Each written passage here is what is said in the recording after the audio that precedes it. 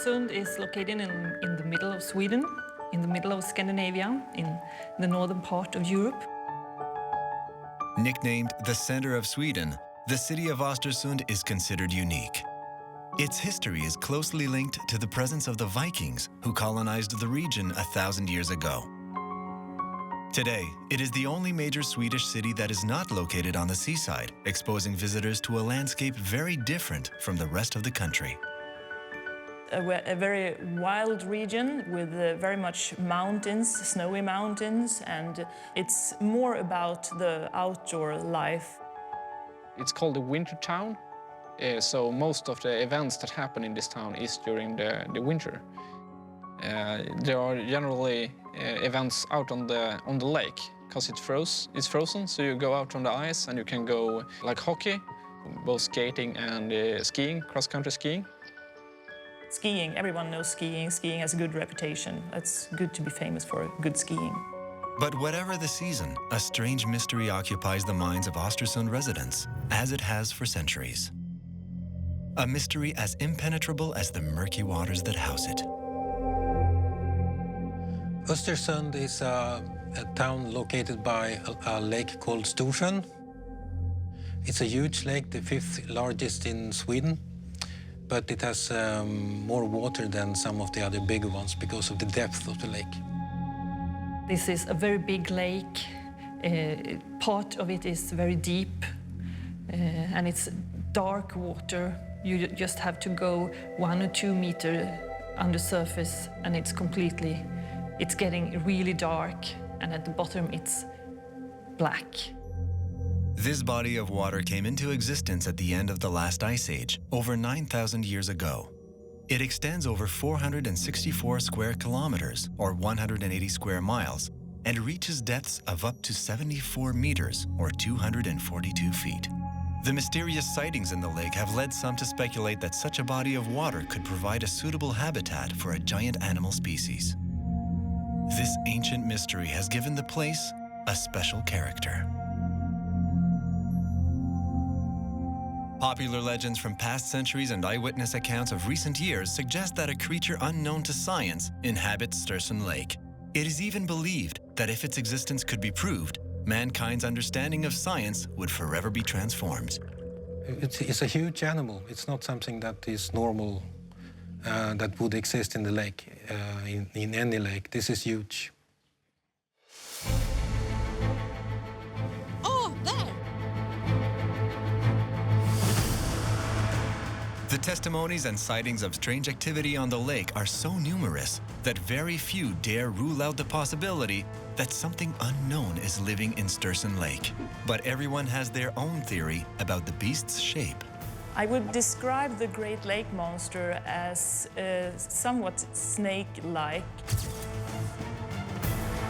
It seems to be a long animal that just goes up and down in the water. Like this. It moves very, very fast. It's about more than 10 meters, and it's black, gray, shifting. Humps. And probably it has a head that looks like a dog or maybe a horse. Almost like something between a snake and a dragon.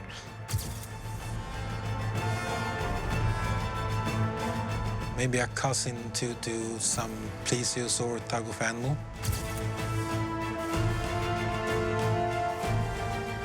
From the dinosaur times, with a long neck and a small head and a big body.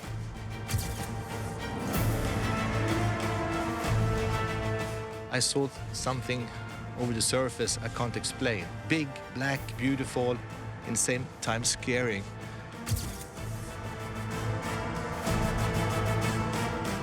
So, of course, it is something, but what it is,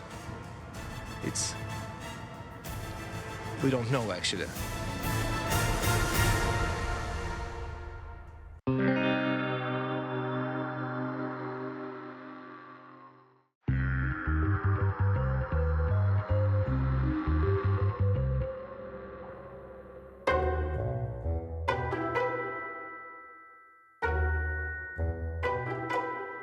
Lake Storsjön, the fifth largest in Sweden, has not changed much since the last ice age. Except for a few months in the summer, it spends most of the year covered in a thick layer of ice. In warmer weather, boaters and fishermen frequent its waters. Almost all of the inhabitants of Östersund, and even most of Sweden, believe that a mysterious creature lives beneath the lake's surface. People think about it and talk about it, not every day, but absolutely every summer, because every summer someone sees it and it's in the newspaper that someone saw it. So I would say it's like a conversation piece every year. It's always there. Yeah, I think it's very well known here in this region. Most people know someone that have seen it or talks about it. And it's the only lake monster we have in Sweden, so it's well known in Sweden too. Mostly it's maybe 1 or 2 articles in the newspaper every year about people have seen the monster. And of course, everyone doesn't go to the press to tell about their observations. So I would say maybe there are around 5 or 10 people every year who claim to have seen the monster, but not everyone is so open about it. Is it to alleviate the mystery that the Swedes gave the monster a name? In English, the beast is simply called Storsie, but the Swedes have their own word for it, named after the image they have of it. Storsjö, odjuret. It's 3 words. Stor for big, sjö for lake, and odjur for a beast.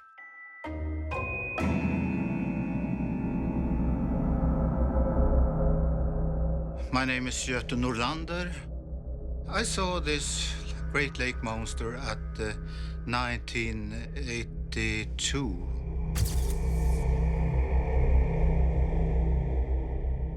Ja, jag behövde ett specialverktyg för jag höll på att mekade hemma då och for ner till min verkstad och där träffade jag min hyresvärd som äger huset som jag hyrde lokalen i.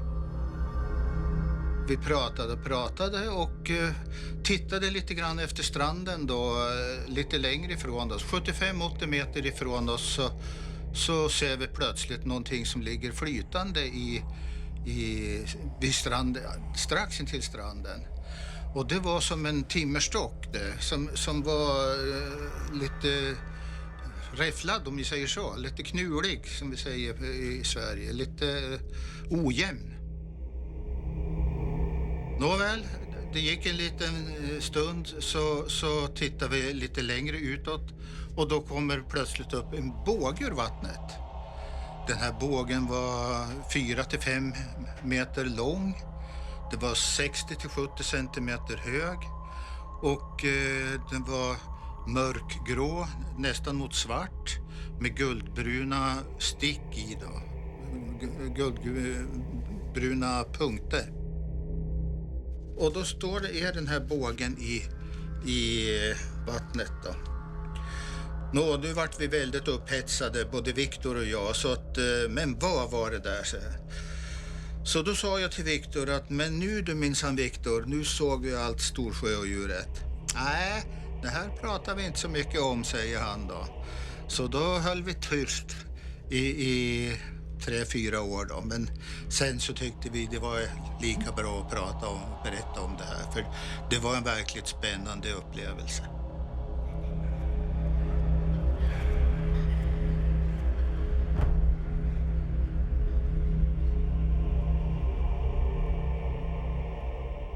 I saw Storsjöodjuret, the Great Lake Monster, in 1977, on August the 10th.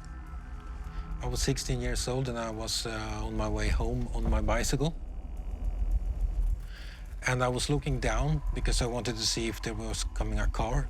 So I was doing like this and there was no car, but just for a split 2 seconds, I managed to see something huge rise in the water down there. It was black and it came up like this, and the size of a Volkswagen, and black in the water. So I thought, what was that? But to the left of me, I had 3 gentlemen aged 40 to 50, and they were very upset, and they were talking loudly and pointing and like this. And I realized then, well, I've probably seen what they call Storsjödjuret. I just had a glimpse of it, but as any kid would have done, I went down to the lake again, and then I had the second sighting. 40 minutes later, Michael was walking along the shore when he saw the creature up close. It was less than 10 meters or 33 feet from him. His memories are still very vivid, even 35 years later. I could see it was like 2 to 3 meters long, above the surface like this much.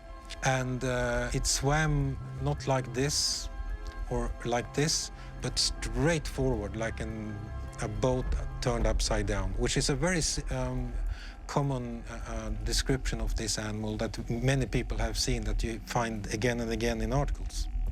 The skin of the animal was dark, or sort of black, I think, and it reminds me, or reminded me, of whale skin, sort of. It had no hair or anything like that. And the speed of it was, you know, if you jog like this, that was the speed, so I walked in a similar pace and for some distance, and I got this idea, and I'm not proud of it, but I'm not going to lie about it. I thought I wanted to see more than this. I wanted to see the head. So I picked up a small rock like this, and I figured that if I hit it on the back, it might look up. That was the thinking of a 16-year-old. And I threw the stone.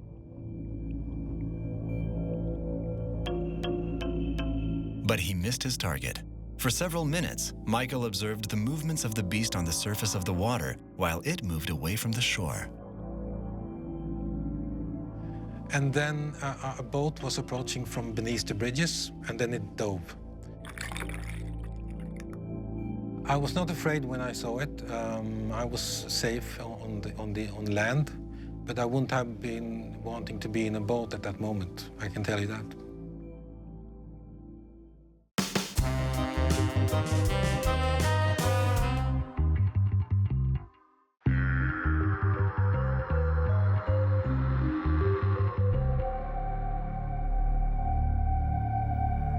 Most accounts of strange phenomena on Lake Storsjön are reported by residents on the shore.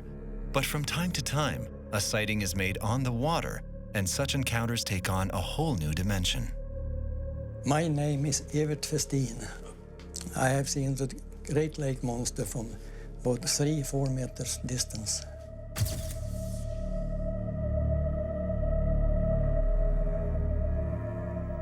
En sen kväll i juli 1994 var jag och min fru ute och uttrade. På den som är sträckt så går det på en fisk, och jag börjar på att dra in den. Och när jag kanske var halvvägs in med fisken så går det på någonting på linan som går rakt ner i vattnet, och då åker båten baklänges. Och det som drog båten då var alltså starkare än motorn. Och då släppte jag den första linan och koncentrerade mig på den här där det var någonting stort som var på. Och jag hade en känsla av att jag halade mig efter linan, inte att jag drog in. Sen i nästa stund, det som kommer upp är större än längre än båten. Och båten är 4,30 meter lång. Och det första intrycket var att det var en lång ko som låg i vattnet, men jag såg aldrig något huvud på den. Och det var mörkt på ena sidan och det var ljus på den andra. Och på den ljusa sidan då så ser jag 2 liksom spröt som rör sig sakta mot varandra. De är ungefär 1 meter långa, och det var som en andningsrörelse. Och då är det här djuret bara någon meter bakom propellern. Och vi var i chock, och jag trodde aldrig vi skulle överleva om det kom närmare. Jag trodde vi skulle kantra. Och jag vet inte hur länge vi satt där i båten, men det som hände det var att det ryckte till i linan. Och lekanet uppe vid huvudlinan gick sönder. Och så det som var på kroken åkte iväg med wobblen och lina.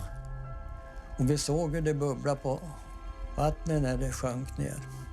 Vi var i en chock. And I don't know how long time we waited sitting there. Not wanting to damage his career, Everett waited until after his retirement before publicly disclosing his experience. If his story is to be believed, he and his wife are the witnesses who have come closest to the creature. That was also the last time Everett's wife ever ventured onto the lake.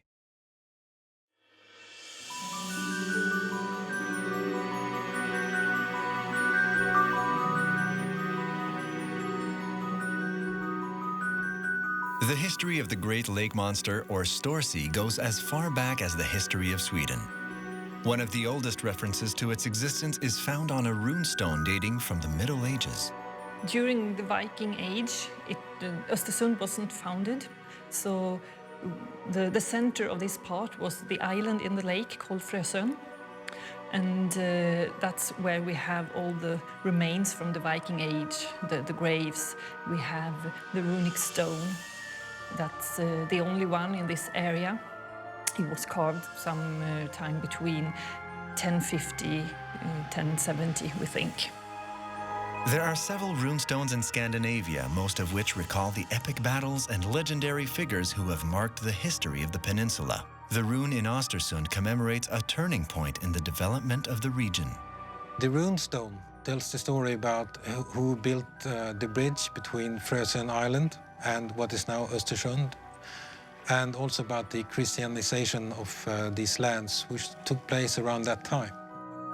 But what intrigues most is the engraving's depiction. The picture of the dragon itself, as the only dragon depicted on a runestone in Scandinavia, could mean something, we don't know. Could be related to some ancient Viking folklore or something like that, which is very interesting.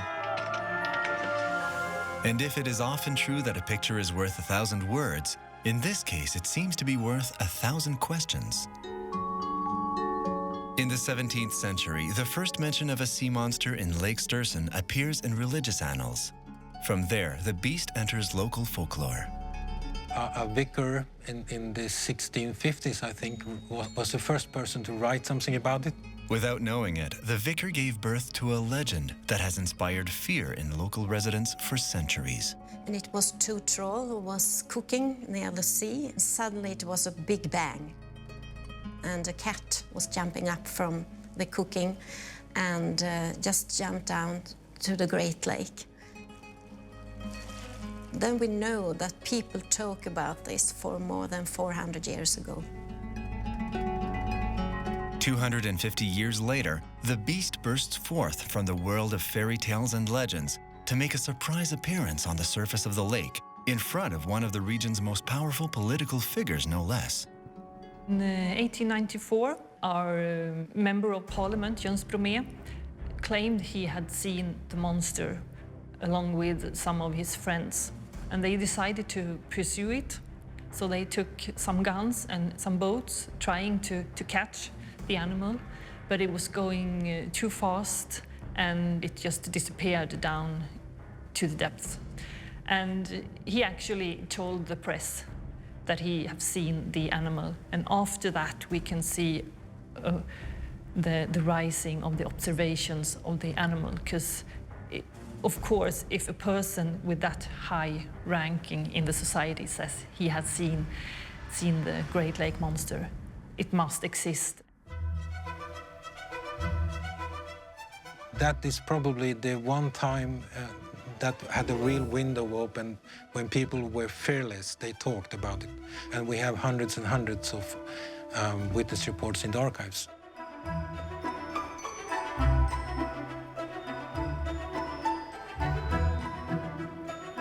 The media of the time seized on the story, and Storsie became the sought-after goal of a massive expedition. It was a very interesting expedition, and even the Swedish king gave the company organization money because it was very interesting in what is it under the surface.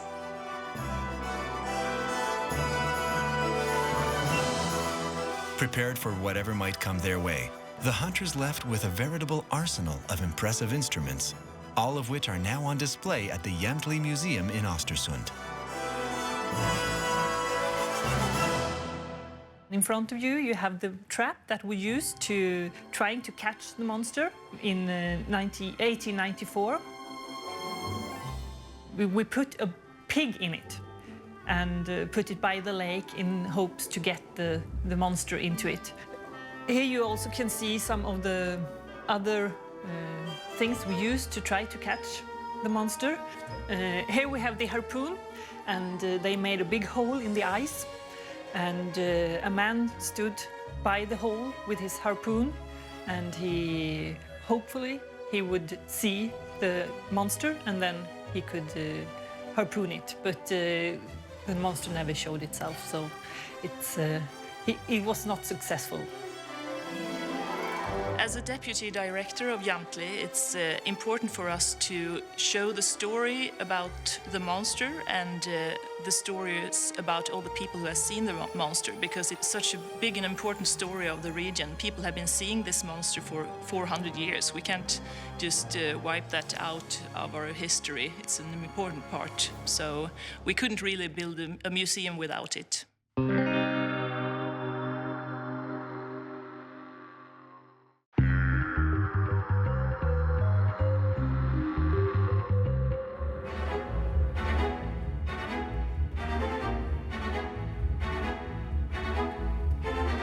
The Jämtli Museum in Östersund documents the history of Storsie and its numerous alleged appearances around the lake since the 1800s. This is actually an embryo of the Great Lake monster. It was given to the museum on April 1st, 1986. This embryo was found on the shore of the lake in 1984. But it's very difficult to see if it's actually the Great Lake monster or if it's an embryo of something else. But the fun part is that it was given on April the 1st, Fool's Day. This is the map of the observation of the Great Lake monster, and as you can see, the most observations are around Östersund, Frösön. Most sightings were indeed recorded around Frozen Lake, very near the site where 1,000 years earlier the famous rune was erected. This is actually not updated for the last 20 years, but it's still the same pattern today. So we see the monster where the people live. That's where the most sightings are. We have maybe 5 to 10 witnesses or stories every year in local media. And if you think that maybe 1 out of every 10 that see something tell the press, well, then we're talking about thousands of witnesses.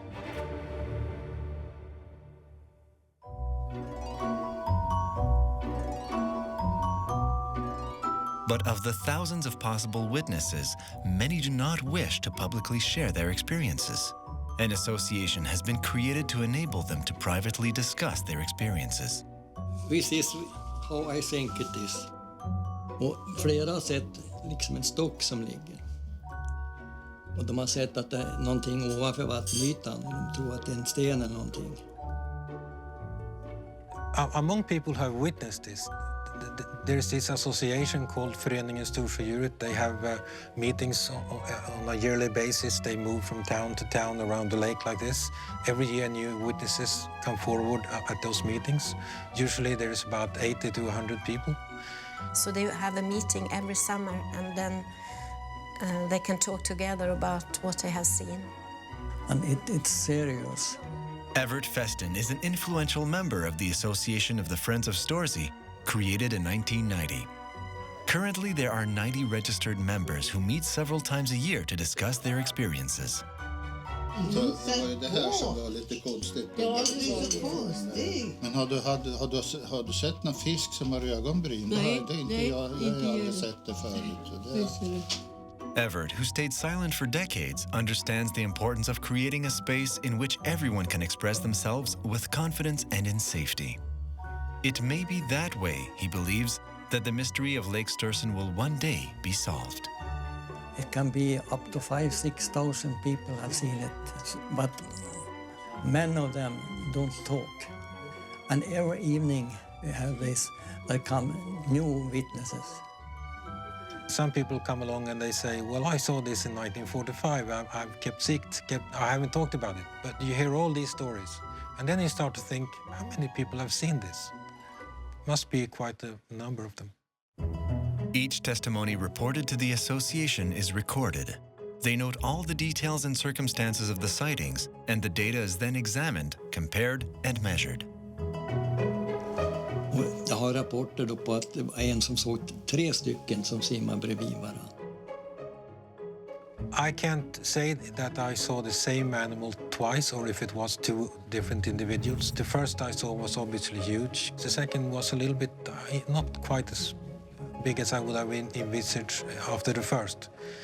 But, you know, there's bound to be a family of sorts in the lake, a population of them, that maybe they can communicate some way. Everybody say the Great Lake Monster or Storsjön 1. I would rather say Storsjön, the Great Lake Monsters, because I don't think that there is just one animal monster or whatever it is. It has to be more of them, because we can go back 1,000 years from now, and I don't think that the monster or whatever it could be that old. It's very interesting that when the Ice Age came to a halt, new lakes were created that was connected to the sea.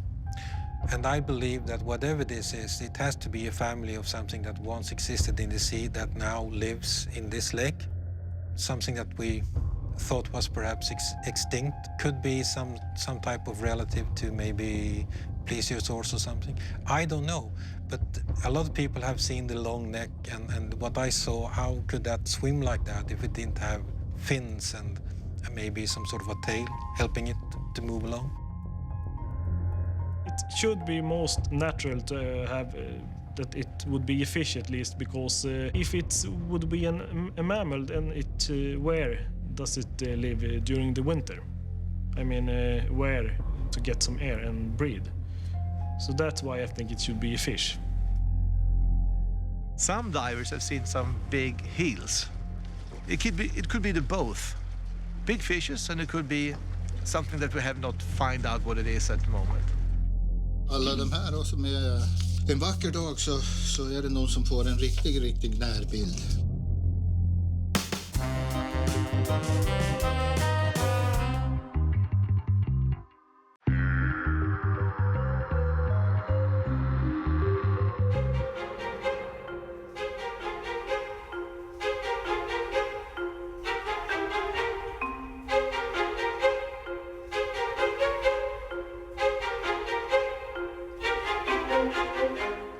My name is owned-enquiries, and I'm a cryptologist. Cryptology is about animals that are not proven existing. Crypto stands for hidden, and zoology is, well, animal kingdom. I don't consider myself as a believer. Because it's non-scientific to be believing in things. It's better to keep an open mind. And I have a quite an open mind about there being something in the lake. I just don't know what. Yvonne's approach to the Storsie mystery must be considered rational and evidence-based, a fact that surprises mainstream scientists who view Yvonne's discipline of cryptozoology with skepticism. In the scientific society, there is very anti-cryptozoology feeling. It falls under almost the same thing as alien sightings or ghosts. And they find this area being a lost cause. If the Storsie riddle is considered by scientists to be a lost cause, it's probably because for every person who believes in the monster, there are others who are skeptical and sometimes go as far as to openly discredit arguments for the monster's existence. Both skeptics and professional skeptics, scientists, use the same explanation for every sea monster sighting ever everywhere on the planet. Great catfish, big log, weather phenomena, birds, swimming elks, but I'm not sure that's very common in other parts of the world. There are people who don't believe in this, and they don't go to our meetings and listen. And they say it's impossible, and they think we are crazy. They usually don't call people liars to their face, but behind their back, certainly. Oh, he wants to be in the paper. He said he saw a monster. It's very sad, really. It angers me that people that have seen this are treated like this. It's like bullies in a schoolyard sort of situation. Mr. Festin's sighting is one of the really good ones, and he's working so hard, and he you know, people like that, you shouldn't belittle them. I think that's disgraceful. But someday, you know, people like him and others that work with this will be vindicated, and, you know, I hope it happens within a few years. I really don't know why people believe or don't believe, but I think that the people who believe in the monster, the Great Lake monster, they have actually seen something that they can't explain in any other way than that it must be an animal. You can see it in other countries as well. The Great Lake monster has cousins in Scotland, in Norway, in the US, and all over the world. So it's not only in Östersund that we see this kind of animal, so it has to be something that the human being is seeing and trying to explain all over the world. We discover new animals almost every year, new sharks, new seals. And maybe we have something extraordinary here that one day will just be a complete sensation. And then we will have the scientists coming here. And I'll say, told you so.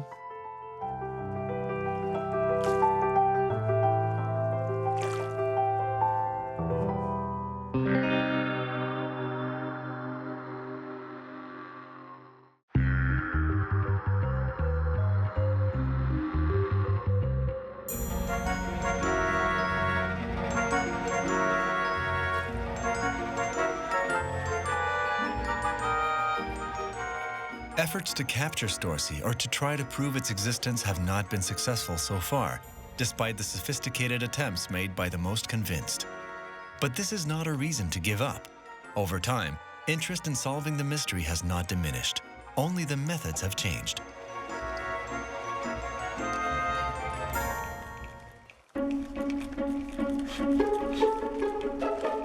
Today we're going to dive for the Storsie in the Great Lake, and we will be going down to about maximum of 18 meters. These divers will explore the depths of the lake in the hope not of capturing the beast, but of obtaining images of it or any traces it might have left behind. Residents of Östersund and any interested tourists are invited to attend the peculiar dive school. So the Great Lake Monster course is designed for 2 days. It's 1 day of theory. The next day is 2 dives that we're gonna look at the monster. We have this story of the monster, so it's fun to take it and see what you can find.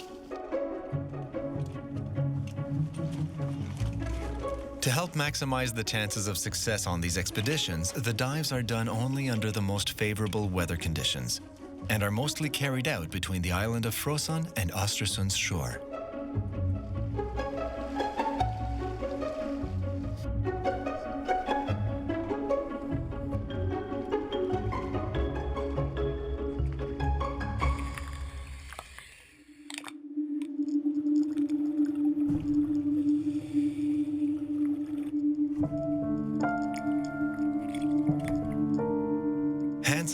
Are very experienced diving instructors. They have spent dozens of hours exploring the depths of many bodies of water around the world. But according to them, nothing compares to a dive into Lake Storsjön. I've never seen the Great Lake Monster, Storsjöodjuret, but sometimes can feel like something is watching us when we do diving. It felt like, who's there? You can feel in your stomach when you dive that there is something around you, but you can't really make for sure what it is. And the first time I felt that, my pulse went up, and I have to control myself a bit because it was a bit scary. But then I looked up, and I couldn't see anything. It's a bit hard to describe, but I never felt that before anywhere else. It's not every dive that you have the feeling either. It's specific dives, but many of my dives I have felt it.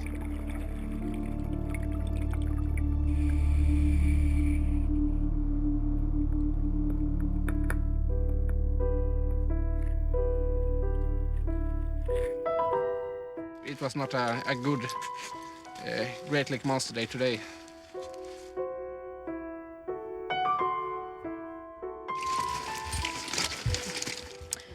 This was the second dive in my monster program, and I didn't see anything. I didn't feel anything. We saw a lot of plants, but no fish.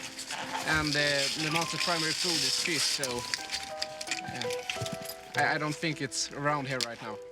When we dived here last time, it was more summer.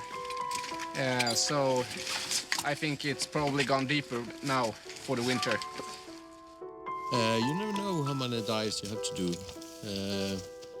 If you're lucky, you can find it, but some must dive a lot of times. I hope that I one day will spot Storsjöodjuret, and I hopefully have my camera with me so that I can show it to the world. An hour's drive south of Östersund, in the city of Svenstavik, other means are still taken to try to locate Storsie. Today we're going to search for the Great Lake Monster, Storsjöodjuret. Beautiful weather, a little bit rough on the sea maybe, but the weather is so good, the condition is perfect for it, so let's go for it. Suzanne Kinström has hunted the creature for years. She directs a research center focused on Storsie. With her team, she travels the lake extensively, looking for clues. Nu hoppar den där borta i. In 2008, Suzanne decided to take drastic measures. One of our members saw something in the summer 2007, and that gave us an idea to work with cameras. We have behind us now the small islet with the cameras. You can see the 4 cameras over the surface, but we have also cameras under the surface. 3 who's searching for the monster in real time, so we can see it from the observation center. In 2009, Suzanne established an observation center to find the Great Lake Monster, complete with the most sophisticated equipment.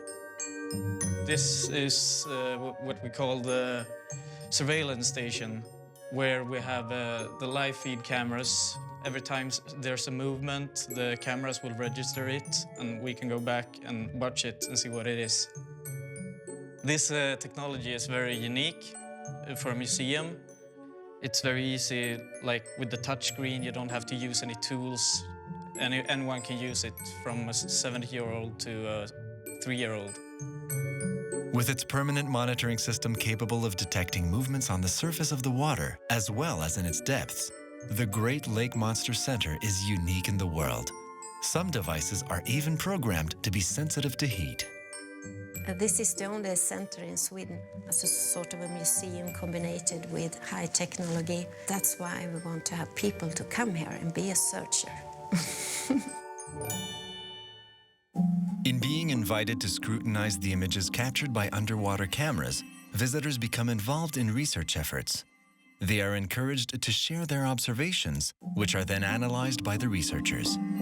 So you don't know when the time comes, but you must have the situation, and now we have it with the cameras. Images captured by visitors shortly after the center's opening have piqued the curiosity of hundreds of thousands of internet users. It was in the video, it was a small thing, just like a small worm, but it has an interesting mouth, just an upside-down mouth. It's not a fish, it's not a frog, but it has a very interesting head. When people around the world saw it, it was a big bang for us. And then on 3 days, 500,000 people was just coming in the website. Then we understand that people all around the world are very interested in unknown things. And someday, because of the new technology, we'll know. But for the moment, it's very difficult, and it's a big lake. The people that are currently doing it are doing it on sort of one location, hoping to find it over there, I guess. But science has a long way to go yet. We need the new technologies here to really find out about this. Get the money to do proper research with sonar equipment and so on a much larger scale. That's the answer.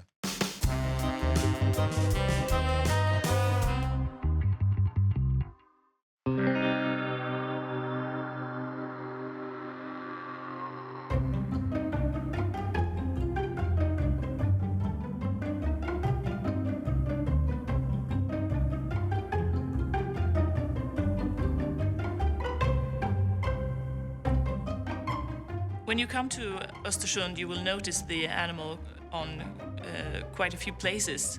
And it's obvious that the municipality of Östersund, they really want to make it the symbol of the city. Up to now, observing Storsie in its natural habitat has been an unrealized dream. But it's impossible to miss him on the streets of Östersund. I don't think tourists are attracted to coming here, especially for the monster, but it gives the area a special value, special characteristics that are positive for the region.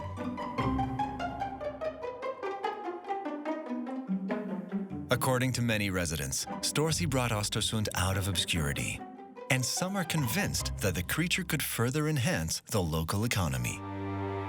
The monster is somewhat important to the tourism to Östersund, but it could be more important. I think we are a bit hesitating how much we should use it in the marketing of the region and the city, because on one hand it's a great symbol and we like the story and we think it's special, and on the other hand some people think it's a bit embarrassing. Oh, should we really be famous for something that maybe don't exist?